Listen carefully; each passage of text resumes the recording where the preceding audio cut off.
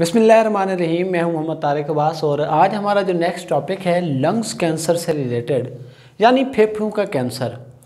देखें, कैंसर की जब हम बात करते हैं तो इसका मतलब ये होता है अगर हमारे जिस्म के किसी भी हिस्से में वहाँ पर मौजूद जो सेल्स हैं वो अगर एबनॉर्मल तरीके से डिवाइड होना शुरू हो जाएं, तकसीम होना शुरू हो जाएं बिना किसी वजह के, बिना किसी रीज़न के, यानी हमारे जिस्म को नए सेल्स की ज़रूरत भी ना हो या अगर ज़रूरत हो लेकिन ये जो सेल्स हैं वो हद से ज़्यादा तकसीम होना शुरू हो जाएं, तो इस सूरत में वो उस जगह पर ट्यूमर्स बना देते हैं और उन ट्यूमर्स को हम फिर क्या नाम देते हैं, कैंसर का नाम देते हैं। इसी तरह लंग्स कैंसर की अगर बात करें तो इसका मतलब है फेफड़ों के अंदर जो सेल्स हैं वो बगैर बिना कंट्रोल किए या अनकंट्रोल्ड तरीके से अपने आप को तकसीम करना शुरू कर देते हैं, जिसकी वजह से लंग्स के अंदर ट्यूमर्स बन जाते हैं, रसोलियाँ बन जाती हैं और ऐसी सिचुएशन को हम नाम देते हैं लंग्स कैंसर का।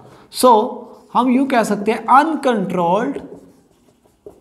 Uncontrolled division of cells in lungs and it forms tumors in the lungs। ऐसी सिचुएशन में इसे हम क्या नाम देते हैं, लंग्स कैंसर का नाम देते हैं। और इन ट्यूमर्स की वजह से ये क्या करते हैं, डैमेज करते हैं किसको, टिश्यूज को। कौन से टिश्यूज को, टिश्यूज इनसाइड द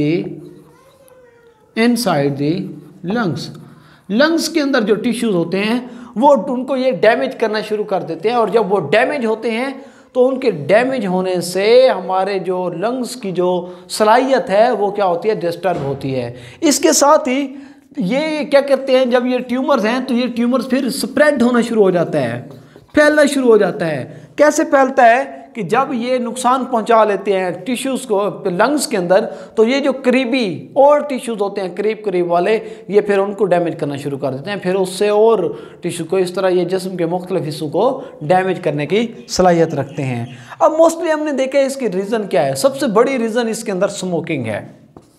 कौन सी है, स्मोकिंग। अब स्मोकिंग के अंदर ना हम कहते हैं स्मोकिंग की वजह से स्मोकिंग के अंदर होते हैं कार्सिनोजेंस। वैसे कार्सिनोजेंस हम कहते हैं इनको हैं ऐसे एजेंट या केमिकल्स दैट काज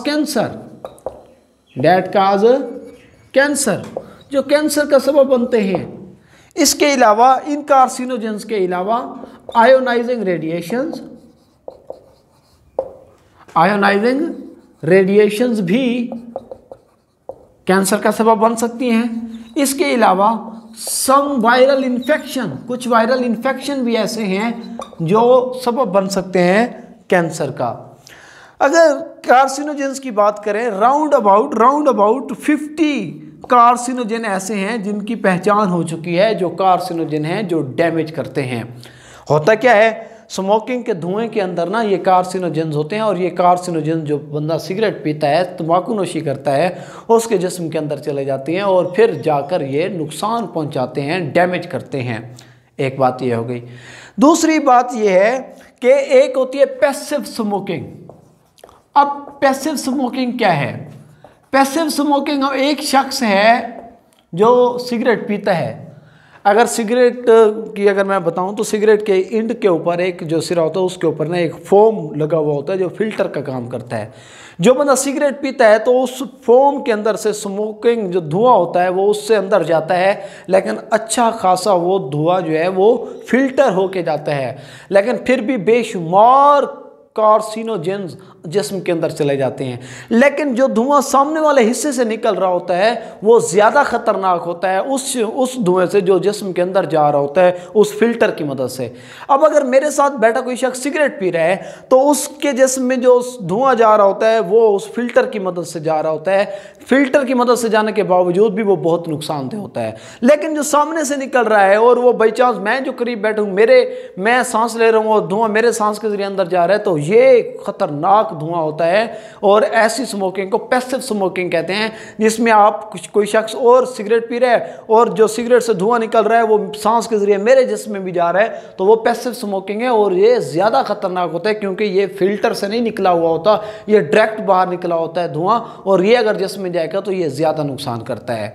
अच्छा, ये हमारे पास क्या थी? पैसिव स्मोकिंग थी, यानी कोई और सिगरेट पी रहा है लेकिन आप उस धुएं के, वो धुआं आपके जिस्म में भी जा रहा है। इसके अलावा WHO, जिसे हम वर्ल्ड हेल्थ ऑर्गेनाइजेशन कहते हैं, इन्होंने तंबाकू नोशी वगैरह या इस तरह के इश्तिहारात टीवी के ऊपर या इस तरह अखबारों के अंदर इसके ऊपर पाबंदी लगवा रखी है हुकूमतों को कह के, ताकि नौजवान नस्ल इस साइड पर ज़्यादा ना आए। ये हमारा एक लेक्चर था। इंशाल्लाह आखिरी लेक्चर के साथ फिर हाज़िर होंगे। अस्सलाम वालेकुम, अल्लाह हाफ़िज़।